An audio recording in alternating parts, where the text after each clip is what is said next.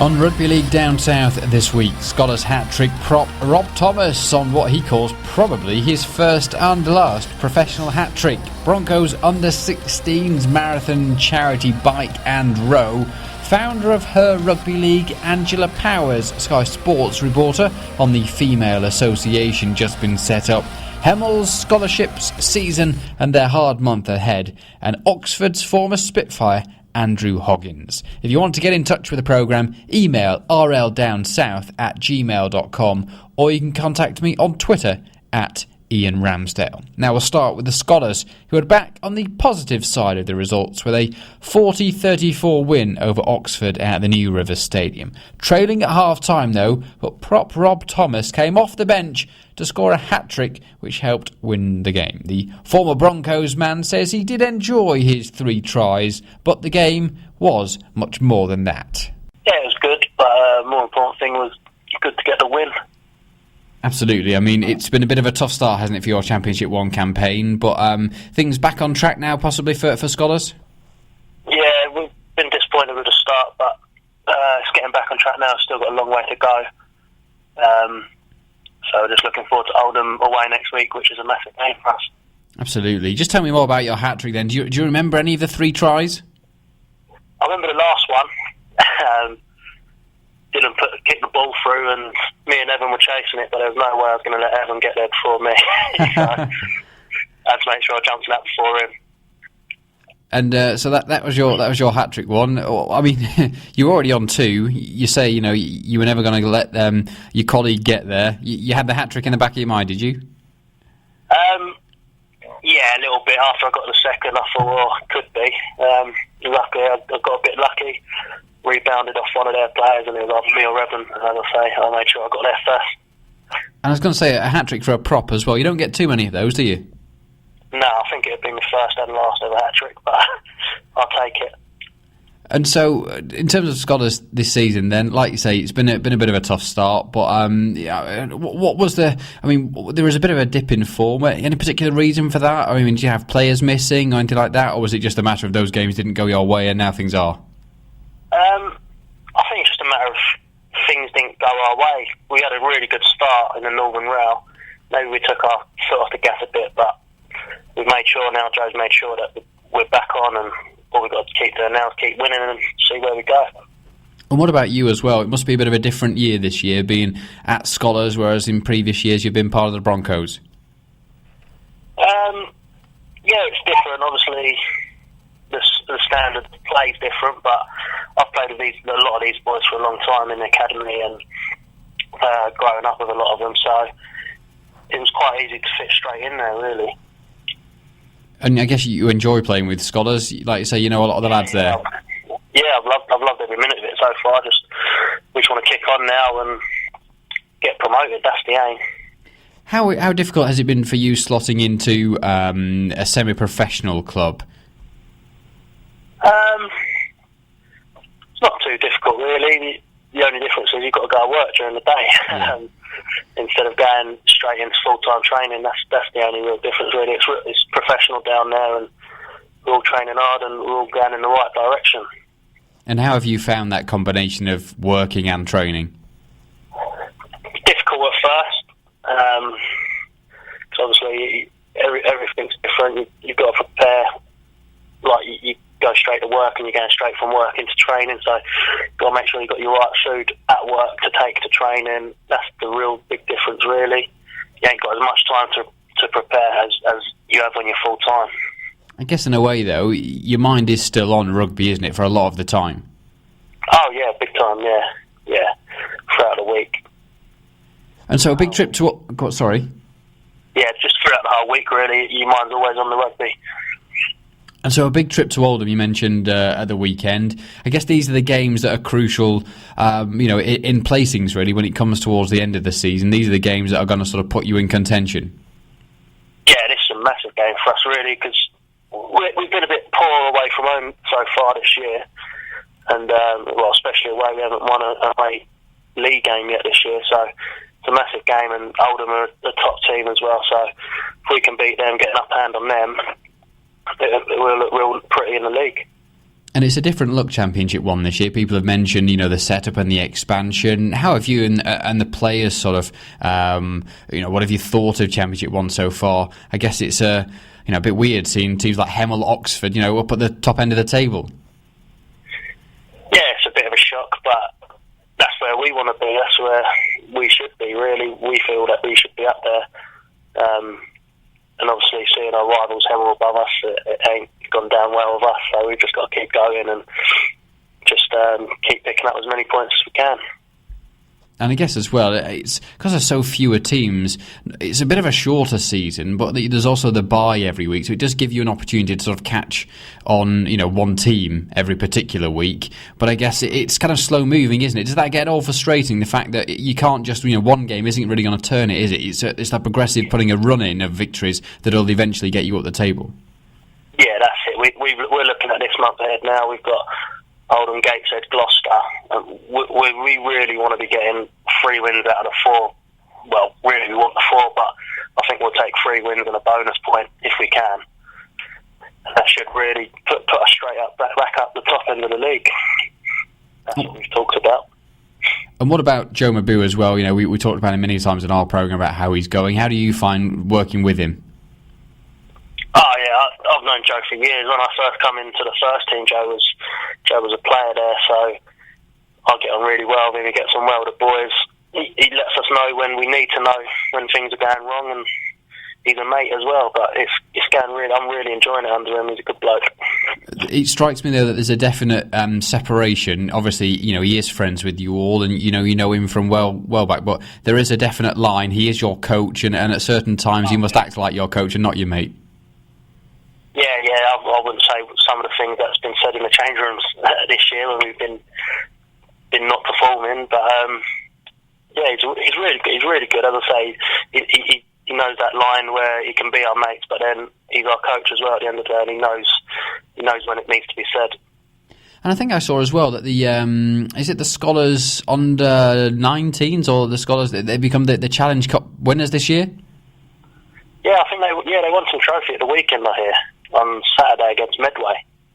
I mean, it's great for the progression, isn't it? I think Skolars really have come into their fore in the last couple of years. I don't know whether sort of you've particularly noticed being involved around that time, but it really does seem that having had a good couple of years at the first team, that real backfill, that real sort of development structure behind the club is really coming on as well.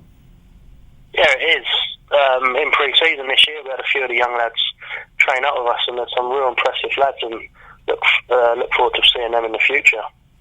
And what about you as a Londoner and a Southerner playing for the Championship 1 side for London in that division? It's one of those things, isn't it? You see all these players coming through Broncos, and some of them go off to other Super League clubs, and some of them hang around. But there is increasingly more people like you, and not in a bad way, but the people like you who come through that stick around in London is great. Yeah, and that's the main thing. We're just trying to promote the game down here.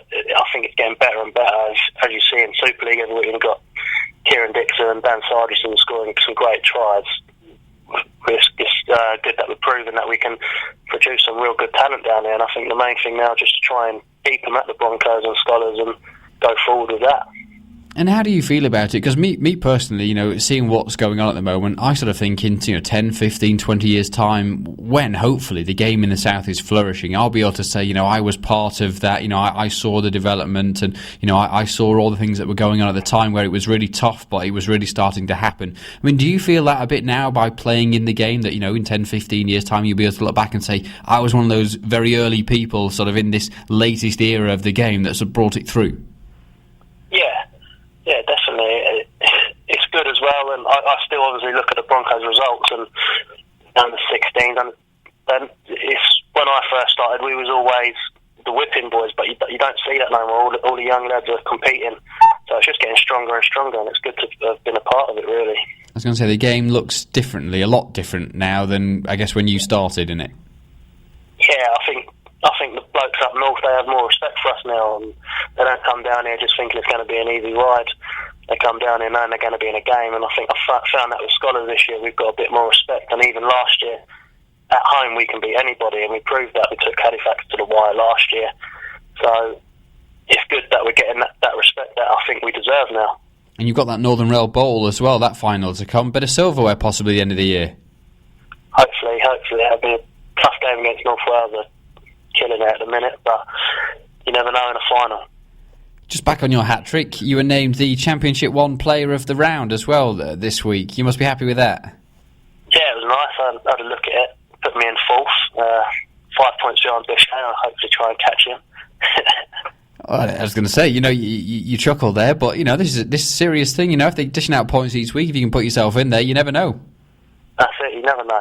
It's good to just get on the board, really. And have you had increased interest in you, or you had increased messages this week because of your hat trick? Anybody been in touch, say congratulations, or what's happening here? I'd actually Ben Sargison give me a little message yesterday, having a laugh because I scored a hat trick. I think people are just asking if they were all Lempler fielders, so they know I can do them. But unfortunately, they weren't. I was going to say, I'm not sure. Has Dan scored a hat trick in his professional career? Just trying to think now whether he has or not. I don't think he has. I'll have to mention it to him. Yeah, you have to get back onto him. But yeah, it's good to see people like Sargent doing really well. And it does seem like you're a good bunch. You all stick together. Whether you're at Skolars, whether you're at Hemel. I know they're your nearest rivals, but you mentioned Bish there. Everyone's all in it together. You're all fighting for the same cause, although you're running down different channels. Yeah, definitely. I remember bumping into Rob at the Capital Challenge. He's a big man, working as a builder now, and enjoying his rugby league and enjoying being at Skolars as well. It's great to see, really, and good to see that, we've mentioned it before, people who maybe don't quite make it at the Broncos, don't have what they're looking for at the moment, but find a home at Skolars, and not just find a home, really settle in and really find their feet. And what I'm hearing Rob describe his hat-trick and the opportunity just shows you that the passion they have. And congratulations to Rob Thomas for the hat-trick at the weekend. And let's hope you do get a couple more. Let's not say one more. A couple more in your career. Keep at it, Rob. Thanks for talking to us. Now, on to the Broncos. And all day today, the day of recording, Wednesday, usually most weeks, the under-16 squad at Broncos have been doing a charity bike and row in the gym at Feltham School. It's all to help them raise money for the Broncos Foundation, which will have knock-on effects, hopefully, for their future development. Details of how to donate in just a second. But first, Broncos player performance manager Phil Jones, who was down at the gym, telling us what it's all about. This is the third year that we've looked to take the under-16 scholarship squad out to spend, this time it'll be 10 days in the Perpignan area and playing a couple of games against the Ambition Dragons, which is the Catalan version of the scholarship. Okay. And so you're having to raise money for the foundation in order to sort of get the lads there, is that right? Yeah, that's it. Yeah. We do that as part of raising money to help them get there. Yes. So they're riding on exercise bikes or rowing on machines. The distance between London and Perpignan over 12 hours, hopefully. How far is it they've got to go? Well, we're looking for 500 miles on the bikes and 120 miles on the rower. Wow, that's quite a distance. How many? Fair old challenge. Absolutely. And how many lads you got down there? Well, because we've got a good number, and what they're coming in is because they're on their GCSEs at the moment. We didn't want to commit them all the players all day, so they're coming and doing 4-hour blocks with us. So myself and Aaron Quinn, who's one of the community coaches and coaches the under-16s as well, we're doing the full 12 hours, and we're getting kind of groups of 8 of them coming in for a 4-hour stint to do as much as they can in that time before then they get their heads back in their books for their exams that they're in the middle of. So we're talking now, it's just gone 11 o'clock on Wednesday, so what, you're just over 3 hours in. Just give us an update on how far they've got so far.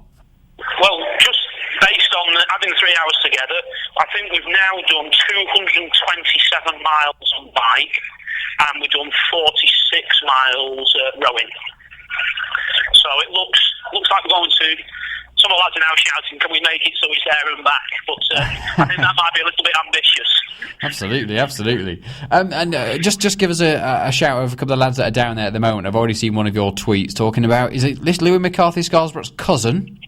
Yes, Tom Scarsbrook, he's Louis' cousin. He plays hooker or half-back for the team.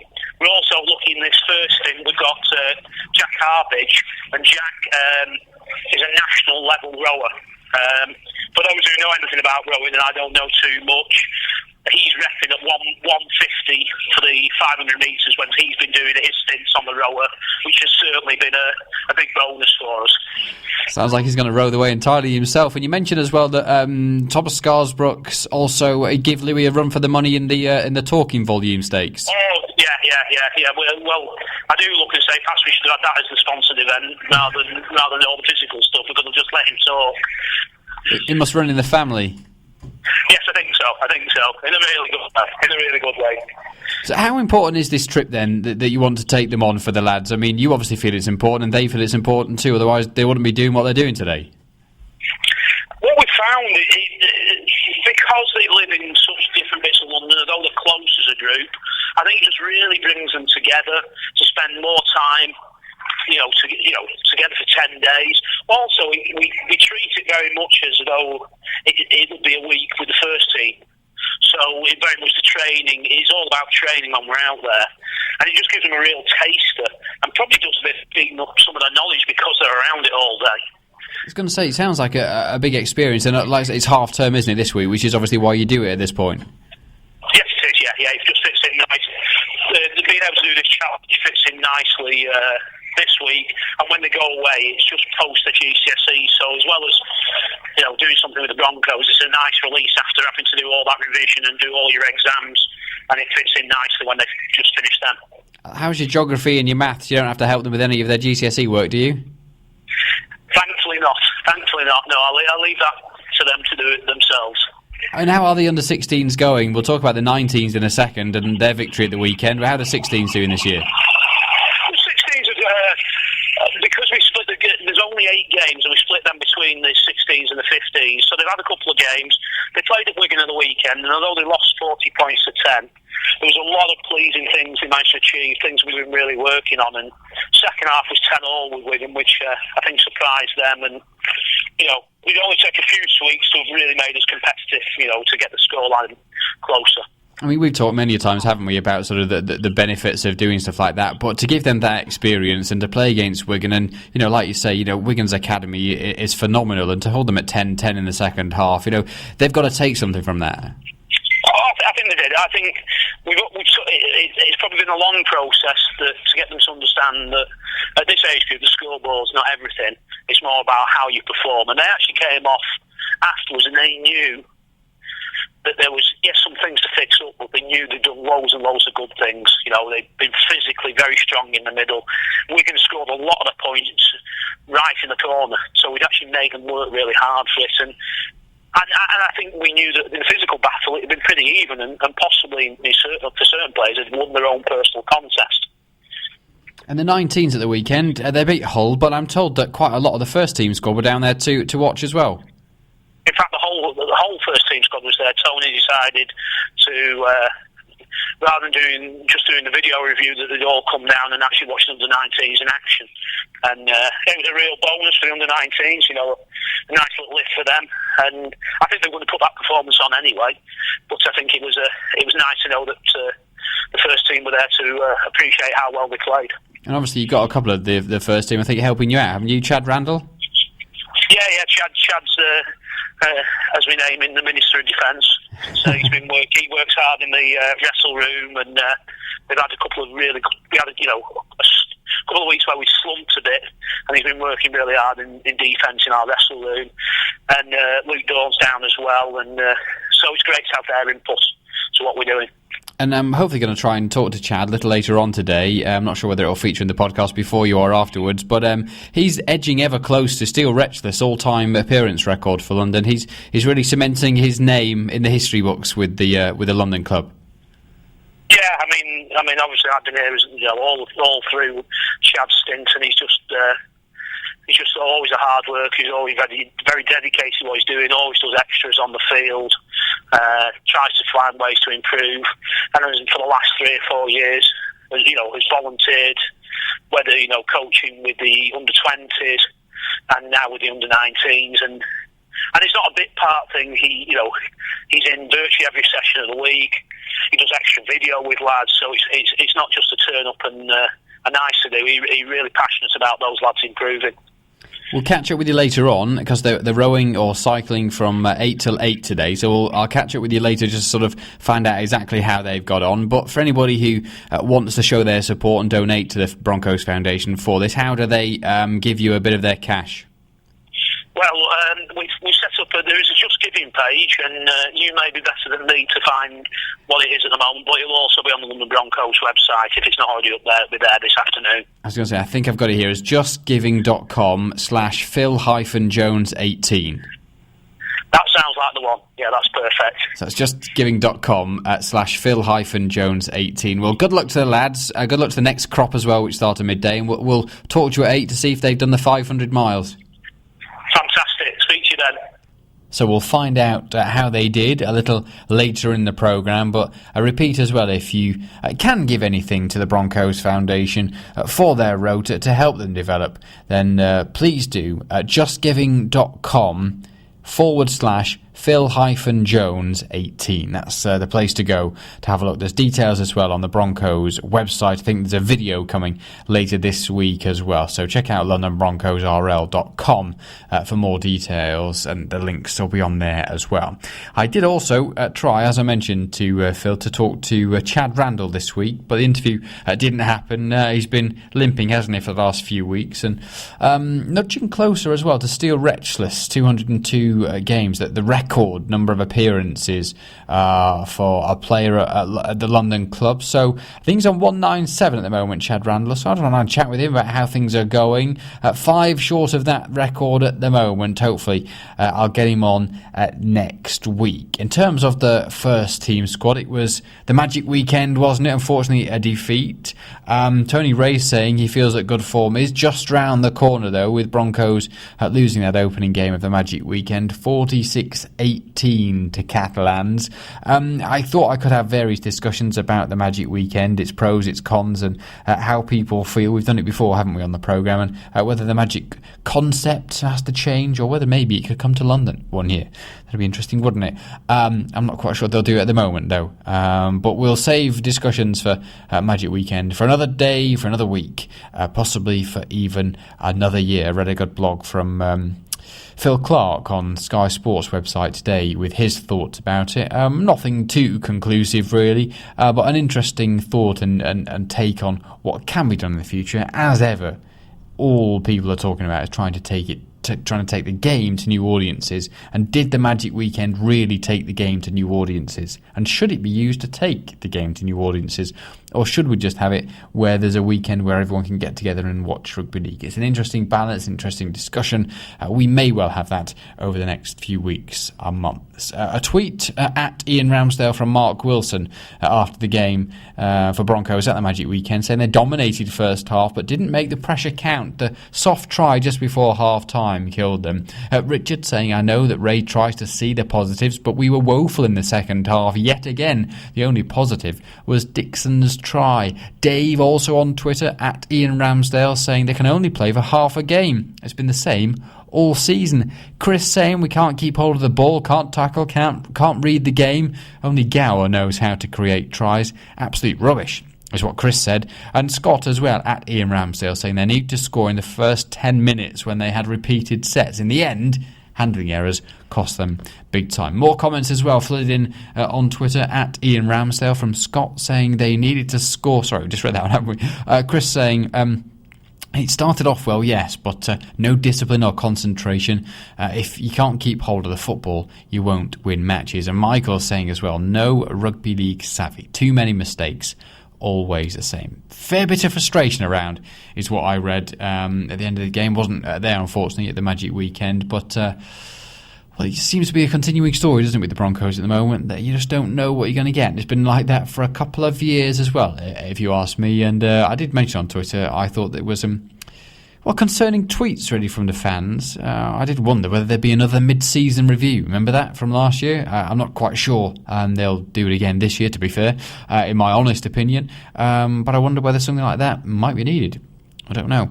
My final word on it was that I wasn't sure that uncertainty and a close on silence on the Broncos' plans for 2014 and beyond is really helping. I don't know. It's just a feeling I get. When people are in the dark, when they don't really know what's happening, the future's not clear, are you going to get the best out of people? I'm not sure. Is there much more that the Broncos can say about next year? I don't know. But the uncertainty about it, I don't think, is helping things. Your comments, as ever, on Twitter, at Ian Ramsdale. You can email anytime, rldownsouth@gmail.com. Now, if you're a user of social media, you may have seen the emergence of Her Rugby League. I'm not from Hull. I'm saying her, not hair. Her, as in a female. Her Rugby League. The idea of Sky Sports Rugby League reporter Angela Powers. She set up the association which launched last week, and I've been chatting with her to find out what it's all about, and also a bit about the Broncos, a bit about the Super League season. But she explained first of all what the idea of Her Rugby League is all about. I've used this quote quite a few times now, but quietly proud of all of the women that are involved in the game, because when you're working it day in, day out, you become aware of the people who work in it as well and who watch it and who are interested in it. We've always had a huge presence, if you like, within the game. And one of the things I thought was that we don't really need a voice in the game, because we already are quite vocal, if you know what I mean. But what we probably do need is the opportunity to say what kind of role we have, what good we do in the game, to try and promote it to new audiences by showing them how female and family friendly it is. So hopefully that's one of our main aims, is just to promote the game to new audiences by using its greatest asset. Well, second greatest. We'll say the players are the first, but the women are the second.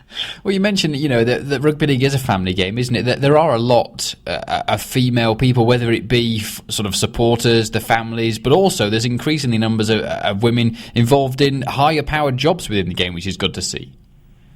Yeah, I mean, I think we've already had a presence kind of in the past, and if you think back to the 1980s, in 1984, when Kath Hetherington, with her husband Gary Hetherington, launched the Sheffield Eagles, and she went on to become the first female council member for the RFL, the Rugby Football League, and then the first female president, but very much on her own terms, and never saw herself as a go-getting, trailblazing woman.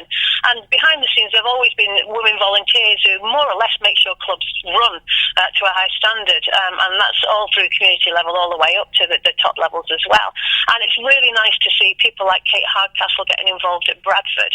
And then you've got Sally Bolton at headquarters. But to just name Sally Bolton is to do disservice to all the women at headquarters, really, with big jobs. The lawyer, the RFL's main lawyer is a woman. Emma Rosewarne's been at the RFL for quite a while now, and she's obviously a woman with a name like Emma, and we've got quite a few there who really do put women on the front foot, if you like, but don't sort of say much about it. And I'm hoping that we can show the world what a bigger part we play in running the game, so that we can maybe advance some careers as well, and show that it is a pathway into good jobs and career ambitions. And are there many people like you, female rugby league reporters? Because, again, it's a game that does appeal to everyone. The access that, people like yourself and myself get to the players is great. I mean, do you find increasingly more women wanting to report on the game? Yeah, I do, actually. When I first started, there weren't very many around. It was kind of me, and trying to think back at who would have been around at that time. Not many. And they are growing. And then you've got Kelly O'Donnell, who works at Wigan TV and does a fantastic job over there putting their television stuff out onto the internet. And then there are others that I see increasingly at press conferences these days who are coming into the game and want to sort of blaze another trail, if you like, for the next generation. It's nice to see them. It's not so nice when some come up to me and say, "I want your job." I know they mean it in the nicest possible way, but it's great to see them coming through, because you don't really need to have played the game at the highest level in order to be able to report on it, or to talk about the people within it. And that's what I really enjoy about my job, is reporting on the people and the personalities. And I think that women offer something slightly different when it comes to reporting the game than men do. Not any worse or any better, just something different, a different perspective, and all adds to the excitement of the game, if you like, and the ability to bring new people in and entice people in, regardless of their gender. And this probably isn't the word to use. I don't think people use the word trendy anymore, but it is quite trendy for females to be involved in sport at the moment, which again, you've seen the profile with the Olympics and female reporters and people like Claire Balding, rise to the forefront of television, presenting sort of mainstream-wise on other sports. And I guess it is, women playing the game as well. There's increasingly more people, especially in the South, setting up female games. And as much as there's more of those, arguably in the North, it does seem to be like rugby league is extending an arm to the female side of things. Yeah, I agree. I wouldn't use the word trendy because I think that suggests that it's a come day, go day thing, and we're just going through a bit of a phase. I think things have changed in the background of various sporting organisations where women now are allowed to make their steps forward, if you like. I think in the past, most boards at rugby league, at football clubs, at rugby union have been male-dominated, and the more that women permeate into those sort of boardroom levels, if you like, the more that the female presence will rise further down the ranks, so that we'll have people who do the marketing, people who play the game, because they no longer see it as a male bastion that they can't break through to. So an awful lot of it is to do with forward-thinking men as well, and there are still some who do think that rugby league is no place for a woman, but they are the dinosaurs of a dying age, if you like, and people do, men at the high levels do see the worth of having different perspectives coming into the game and allowing those different voices to bring in new people. Diversity enhances processes is a very wordy way of saying it, but the more people from different diverse backgrounds you get within sport, the better it can be for everybody.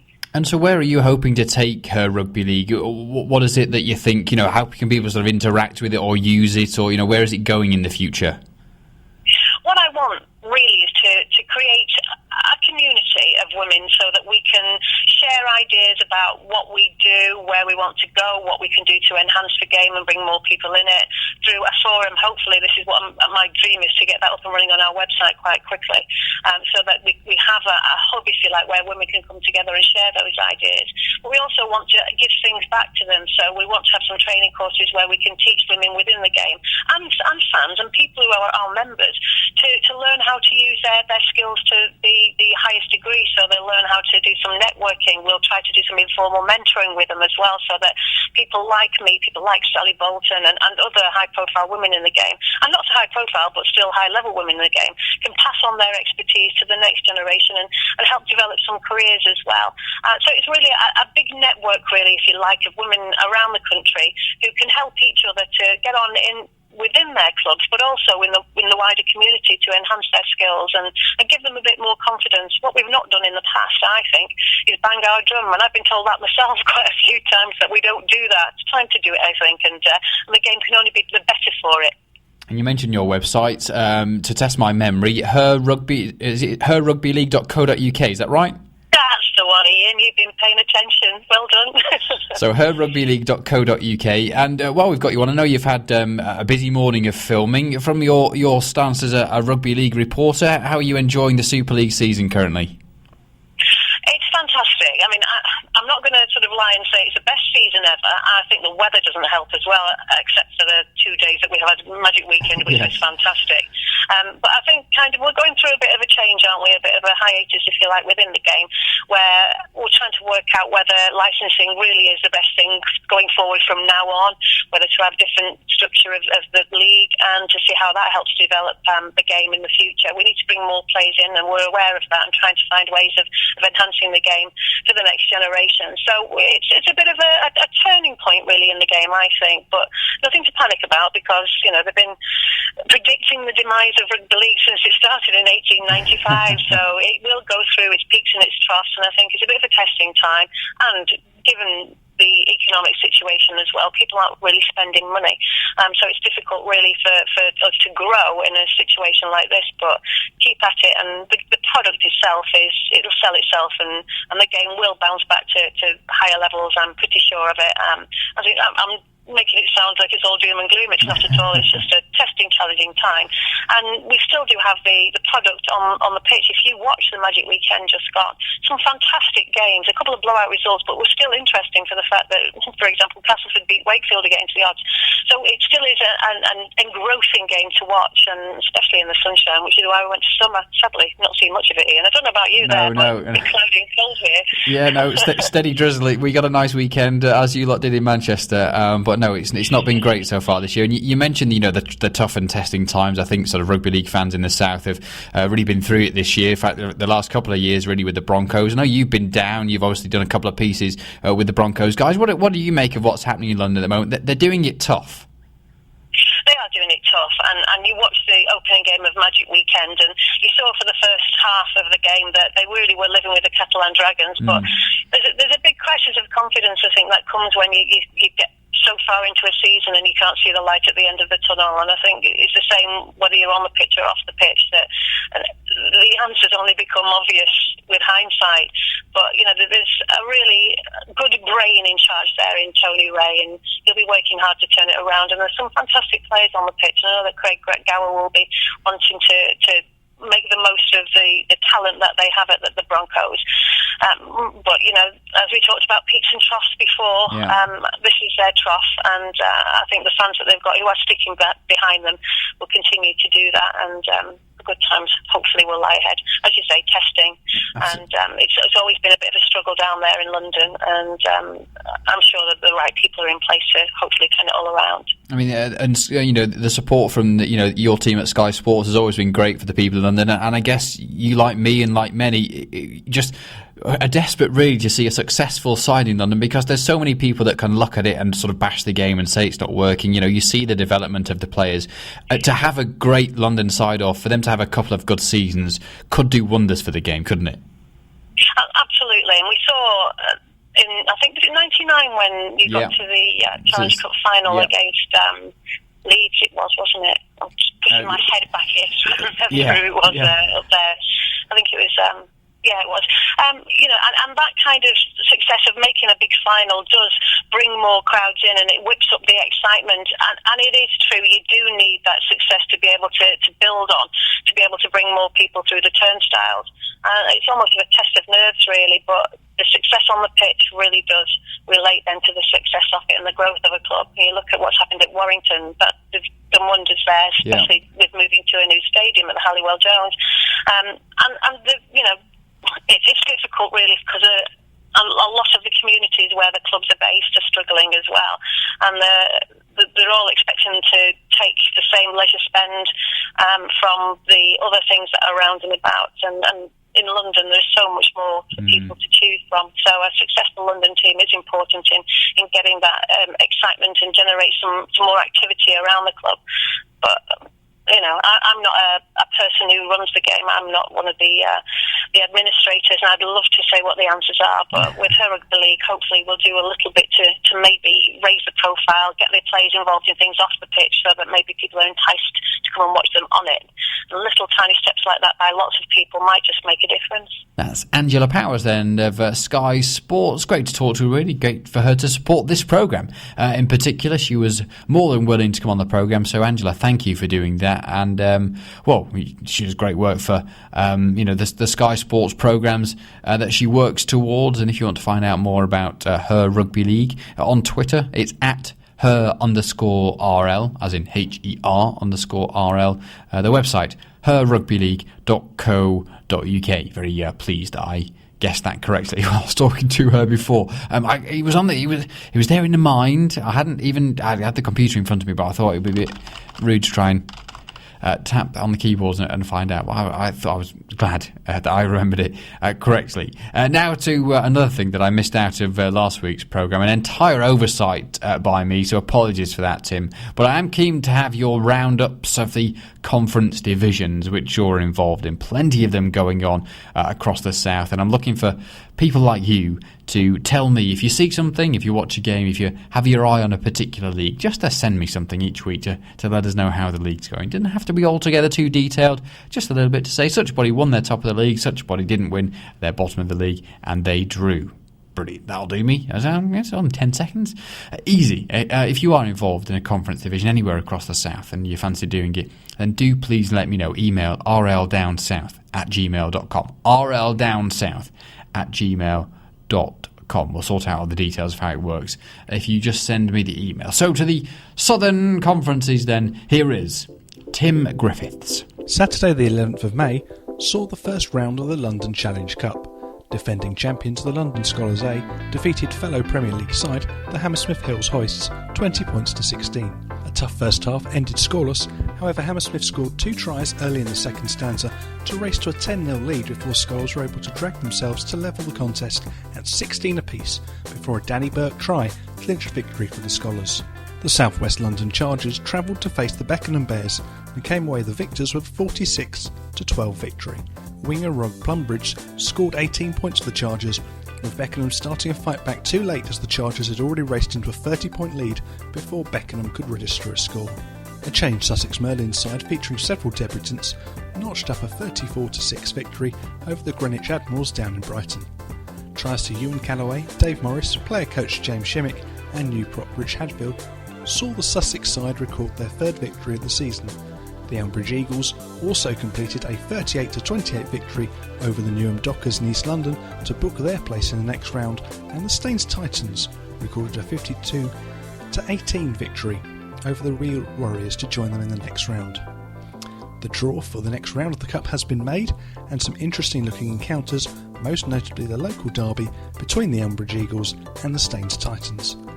Elsewhere, South West London Chargers host the Sussex Merlins, the United Services Portsmouth Seahawks travel to London Skolars, and the Medway Dragons host the Southampton Spitfires.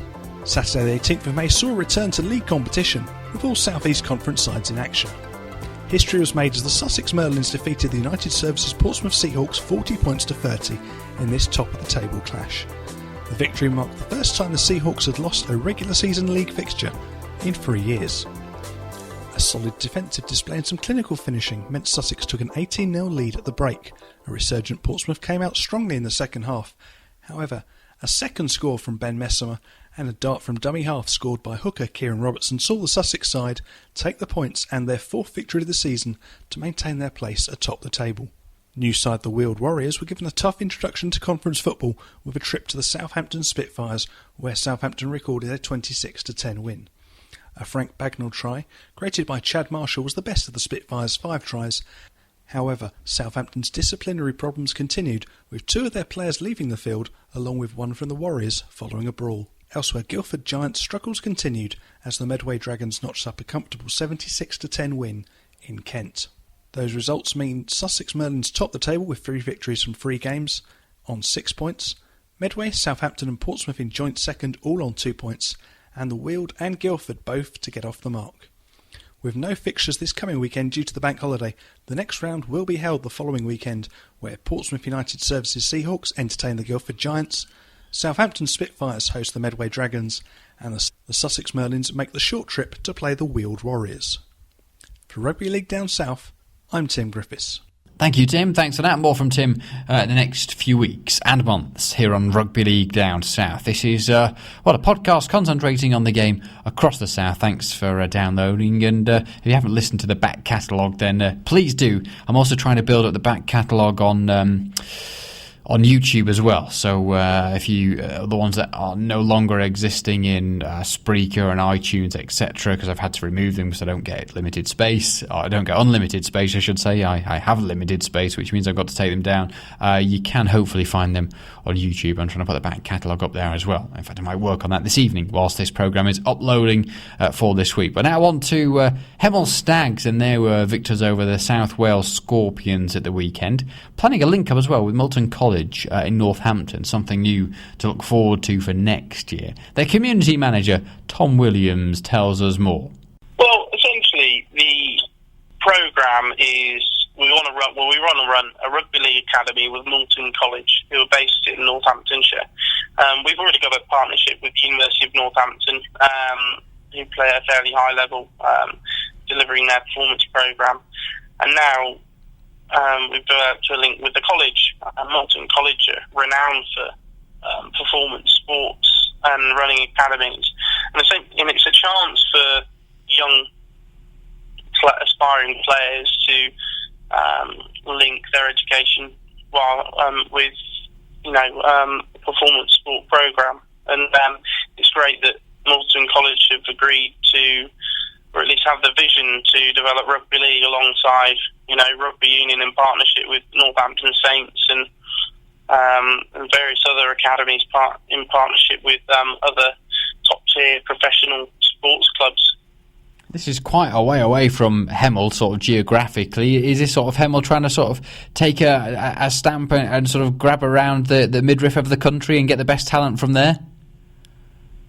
Yeah, I think rugby league in the south of England needs, it needs organisations like Hemel and other clubs to operate on a slightly broader basis than just their immediate local community. Whilst we as a club have we believe our local community is the most important part of what we do, narrowing our view to just 10-20 square miles is a bit narrow-minded and short-sighted, because I think we want to be drawing rugby league players from all over the south of England, and to be honest, if you look at our squad this year, we are doing that already. We are looking at trying to set up something similar with a local college, and think maybe things with local schools, but Malton College are renowned for running serious performance sport programs. In addition, England Rugby League have trained there, have got some of the best facilities in the country, and also, with Rugby League in the south of England, what you've got to do is you've got to build partnerships with people who want to do it. And Malton College has the vision to want to develop rugby league. And, I'm sure you'll know yourself that not everyone in the south of England, and certainly organisations, would want to push something like that. But Malton College have that vision, and perhaps it's down to the current link with England Rugby League, and but I think it's mainly to do with the fact that they are ambitious, and we share that, and they share our ambition to develop a decent performance programme. How's 2013 going for Hemel Stags? It was a great start, a little blip in terms of performances. I guess things get tough in Championship 1, but a good win over the Scorpions at the weekend. Oh, it was brilliant to have that win. I think the team really needed it, and what's so refreshing about Championship 1 this year is that we've got, I'm just looking at the table now, and we've got Hemel Stags, Oxford at number 2 and number 3. Yeah.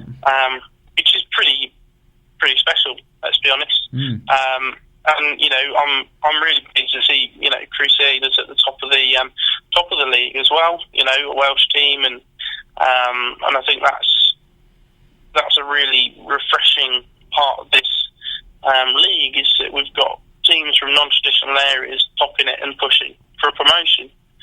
And whilst it's very early on, we're enjoying the season. I think the players have stepped up fantastically, and they're performing just amazingly. And I'm sure that all our fans and rugby league fans in the South of England see this, and I think the feedback I'm getting is that everyone in the South of England is really enjoying the opportunity to go and see new clubs, and clubs in and around not just London, but Oxford, Hemel, Gloucester. It's a really nice feeling to be able to drive up to Iffley Road and watch rugby league, or drive into Hemel and have a semi-pro rugby league club there. And how is it going business-wise? Because when we talked at the start of the season, your two unknowns for the year were how well the side would do in terms of, paying out win bonuses, etc., and how many people you get through your gates. In terms of what you planned for, are you sort of above or below expectation, or, pretty much spot on? We dip above and below expectations. The team's doing well, really well. And financially, and I think think fans do realise this, and people are really starting to realise this, but it is an incredibly tough, in semi-professional sport. The real focus for me is, whilst gate receipts are vitally important, the important thing is building a business, and this is what Hemel is seriously based on, that works 365 days of the year, that you can, work on 6 days a week, and then you have a game, and yeah, a game's a nice income stream, but it should never be the main one. And that's a philosophy we base things on at Hemel, and it's just important to build up those other revenue streams to be able to, afford and to develop as a professional sports club. And it's a tough trip to Rochdale this weekend, and then a home fixture with North Wales Crusaders. Then you're away to Oldham. It's going to be a tough couple of weeks, but I guess you'll be looking forward, no doubt, to having the top of the table side at Pennine Way. Yeah, I mean, it's going to be really tough 3 weeks, and a really good encounter coming up this week on the second clash of the cooperatives. Two supporter-owned clubs coming up against each other, which is really nice, and it's a game I think the whole club's been looking forward to.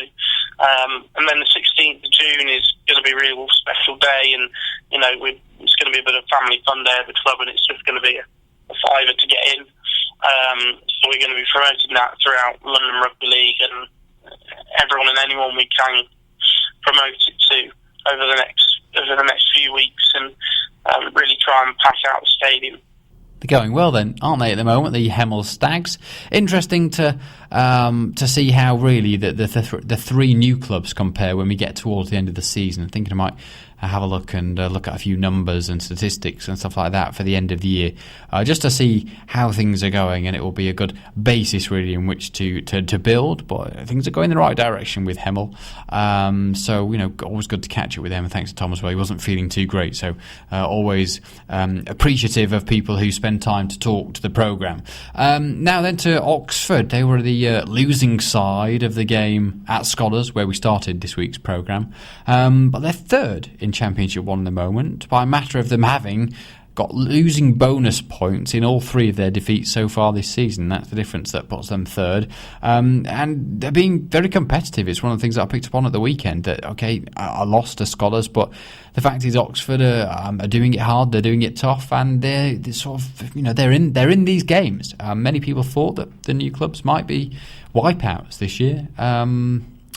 It's good to see them being so competitive, really, and that's only going to strengthen Championship 1, and maybe we'll have people look differently at the division at the end of the year than maybe how they did at the start. But like I say, going third at the moment, which is great for them, and Andrew Hoggins, part of their squad, told me about that Skolars game and what turned out to be quite a terrific contest. It was a tough game. We were 18-10 up in the first half. We had them under a lot of pressure. I think we made them kick under the sticks 3 or 4 times, pinned them back in their half a lot. We had some good tries in the first half, and then obviously half-time came, and I think they came out with a bit more fire in the belly than us. They scored, I think, 4 or 5 tries in the second half, and Rob Thomas, he had 3. It just, I don't know, we just let them have too much, I think, and in the end they pinched it from us. What did your coach Tony Benson say to you after the game? To me personally? No, to the squad. Sorry. He said there was good stuff. We didn't give up. We came back 40-34. I think it was 34-18, and they just pinched it from us 40-34. And he wasn't happy with some of the stuff that had happened in terms of silly penalties and letting them off and letting them run too much. But overall, I don't think he was that depressed with it, because we kept going. We stayed as a team, and we kept pushing for the win. There was a lot of conversation and discussion ahead of the season in terms of how the new 3 teams in Championship 1 would go. For me, I looked at it and thought, well, Oxford are competitive yet again, and I think what we've found is, you may have won a few, lost a few this year, but each game seems to have been really competitive. Yeah, definitely. I was thinking about that after the game. I was pretty unhappy we lost, but I think about it. We're a new team, sitting third in the league, won 3, lost 3, and I think each game we're getting better, and we're coming closer as a team. And the closer we become as a team, the better the game will become. So I think, the more we play with each other, the southern lads and the northern lads, it'll become really good. How's rugby league going down in Oxford this year? Yeah, I think it's going well. I think we're averaging about 300 people a game. Just need to advertise it a bit more. I think it's going really well. It helps. We have the northern lads with us that come down on Thursdays to train. So apart from that, I think rugby league in Oxford can become really big. We just need to promote it a bit more, I think. Because I'm right in saying, were you one of the local uni boys that's ended up in the squad? Oh, sorry, you came from Southampton Spitfires, didn't you? Yeah, I was there at Southampton Spitfires with Ollie Johnson. Yeah. I came up for a trial, well, both trials, and Ollie I think he was away with the England Lionhearts, and he came after. And so but majority of the southern lads are local from Oxford, I think, and I think that really helps, because to keep it in Oxford, we need to get the local boys involved. I'm just going to throw a few random names out here. This is probably going to show my ignorance and knowledge, but did you work with Glenn Tyreman down in Southampton? Yeah, Glenn was... I started in 2010 and Glenn was there then. I think they'd already been operating for a year or so before I joined, but yeah, Glenn's still the head coach there. And before we get into serious business, talking about Southampton, I've got to say, they do have one of the best badges I've seen in a long time. Yeah. It's great. I thought it's genius. That it's a plane sort of doing a little spiraled rugby ball shape. I mean, you've got to see it. You should Google it to have a look. But it is a great logo. And let's talk about serious business then. Without getting sidetracked too much. Southampton. How was it down there? I mean, how did you end up playing rugby league for them? Well, I was in university in Cardiff at UWIC. And I was playing rugby league there. Started in 2008. In Cardiff. Well, when I came back on summer leave, I wanted to carry on playing, so I just looked for a local club near me. I contacted Glenn. He said to come down for training, and I went to train a few sessions, and he got me involved. And since then, really, I've got better and better. Just being with a coach like Glenn. In the summer breaks and then going back to uni, still playing, it's all helped.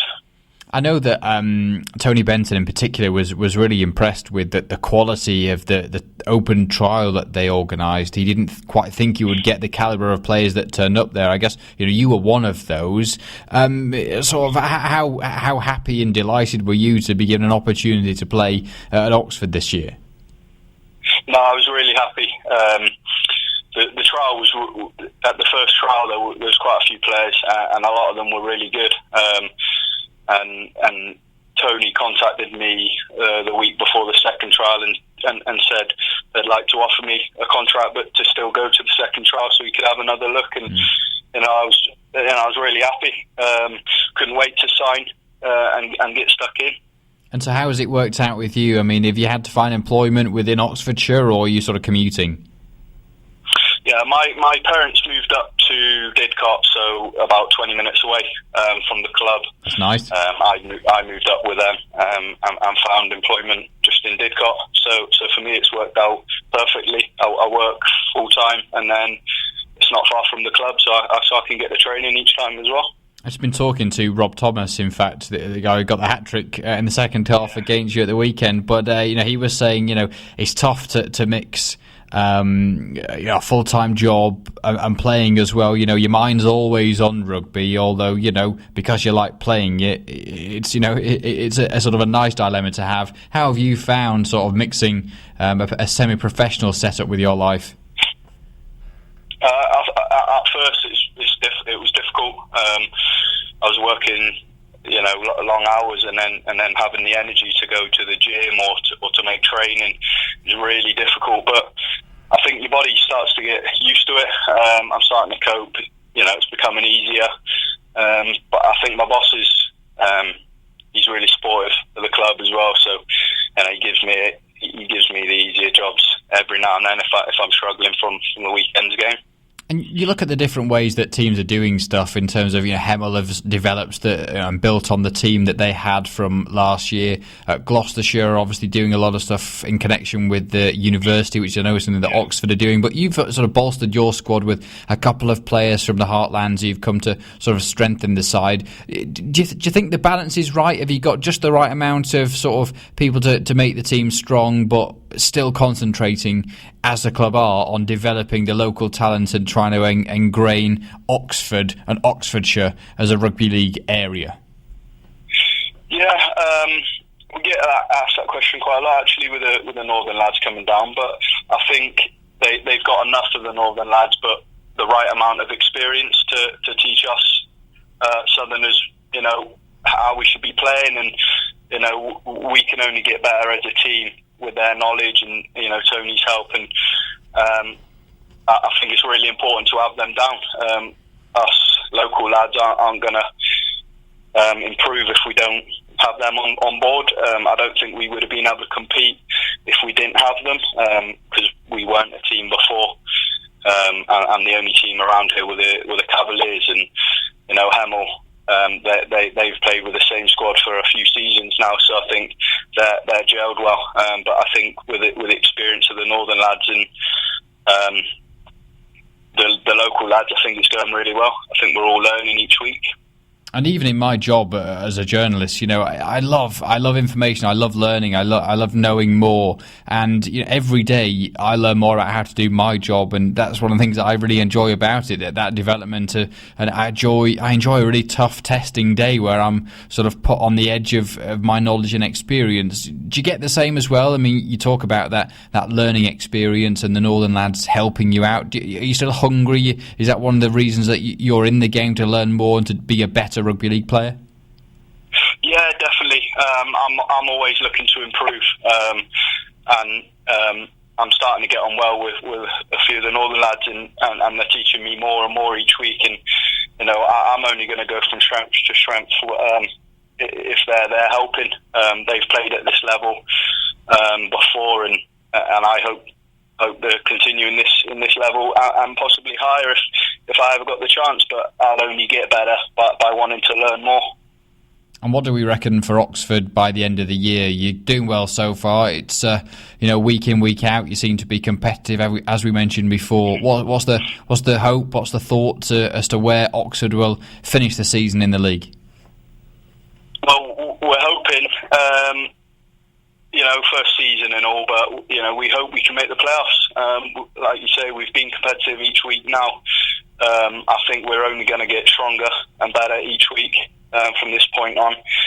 Just need to put a few of the silly mistakes out, and I think Oxford could do really well. And I'll be really impressed if we can get to the playoffs. I think we could do it if we work harder. Really enjoyed that chat with Andrew as well. Good to see him sort of come through the structures in rugby league in the south, and now playing at Oxford Rugby League. And it just goes to show the talent's there. People like Tony Benson, the experienced coaches, people like Joe Mabou will spot the talent and will identify it and will take it through to Championship 1 and beyond. Of course, many of the emerging talent going through the Broncos scholarship as well. And talking of the Broncos scholarship, we mentioned the under-16s earlier on. We spoke to Phil Jones, their player performance manager. What was it? About 3 hours into? Yeah, it was 3 hours into their 12-hour charity cycle and row at Feltham College in the gym. They're trying to raise money, have a good team bonding session as well. So I started to catch up with Phil to see how things had gone. So about 8:10, 10 minutes after they'd finished, I gave him a call and he told me how it had gone. It went really, really well. We smashed what our targets were, so it was really, really pleasing. How far did you manage to do, or how far did the lads do, I guess? They managed to do 912 miles on the bike. Wow. And 179 miles rowing. Wow, that's a long way. How many did you have down there today? Over the day, we've probably had 20 lads. 25 lads over the day came and did it. So really, we had groups of eight or nine in each group. And I guess as well, this is only really sort of worthwhile if people donate the money in order to get the foundation to fund what would hopefully be a learning and positive trip for the kids out to France. Yes, definitely. I mean, I think they've obviously got something as a group together anyway by having to work hard for that sort of period and encourage each other, because it's mentally challenging, you know, on a static bike and a rower, putting those sort of hours in. And as well, you know, the guys, you know, they've worked very hard today, but it must have been a long day. It certainly feels like a long day. I think me and Aaron are certainly pleased we've finished now, and I'm certainly looking forward to a warm shower as soon as I get home, and probably feel pretty stiff tomorrow. Well, great news. Congratulations to the lads, and fingers crossed they've had a good bonding session and can make sure they get to France later in the year. That'll be fun, yeah. I'm sure they will do, and I know they'll have a fantastic experience doing it. Congratulations then to the London Broncos under-16s. A terrific performance, a terrific effort from them, all in their half-term as well. Good luck with your GCSEs for this summer as well, if you're taking your exams, as many of them are. And for anybody who was inspired or wants to donate, the Just Giving address again, justgiving.com/Phil-Jones18, as in the numbers 18, justgiving.com/Phil-Jones18, and all the details, as I say, on the London Broncos website later this week, if not already, if you'd like to confirm, and click the link through. And that's it then for Rugby League Down South for this week. Thanks once again for tuning in and for listening and for downloading. Please do try and spread the word. Post it on Facebook, post it on Twitter, tell your friends, tell your friends' friends, get your friends' friends to tell their friends of friends. Whatever you can do to get the numbers up for Rugby League Down South will be appreciated, and hopefully we can take the programme from strength to strength. It's a bit of I mentioned, I think in my very first programme, a work in progress, and we're going to try and progress it. To be fair, I haven't had too much time during the year so far to take it forward. I want to keep it going, I want to keep it there for you, and I want to try and build and make it better and bigger in the future, so we'll see how it goes. And just one thing to mention as well, I was meant to mention this earlier on. People have mentioned to me about a fans forum and will the Broncos do anything like that. I've mentioned in the programme before, I have suggested hosting a fans forum for them, recording it and using it as a podcast. At the moment, that's something that isn't going to happen right this moment. Potentially in the future, yes. But one of the Broncos supporters mentioned to me about the prospects of getting a few people together to discuss the direction of the programme and what's happening. And I'm just thinking, you know, if you do fancy, it would probably have to be meeting in central London somewhere at some point to just record a discussion as to how Broncos are going, the direction, that the concerns that you have. I think it potentially it could be a programme that people would be interested in and would like to listen to. So if you are interested in something like that in the future, whether you want to listen to it or whether you want to be part of it, I'd happily take your email, rldownsouth@gmail.com. I'm going to try and get a few together. We don't need masses of people, and unfortunately it's not going to be a programme like I did on BBC London, a couple of years ago, where we sort of hide out the room of a pub and did a live programme from there with guests from the RFL, from Broncos and Skolars. It would probably just be quite a few fans sat around discussing the direction that the game is going, and I think we can broaden it out as well, so we won't just talk about Broncos, we'll mention the other clubs as well. So if people are up for it, let me know, and let's see if we can get that done in the next couple of weeks. If there is the support there, of course, always happy to do it. So get in touch, rldownsouth at gmail.com. I'd love to hear from you. Thanks once again for listening. Back next week.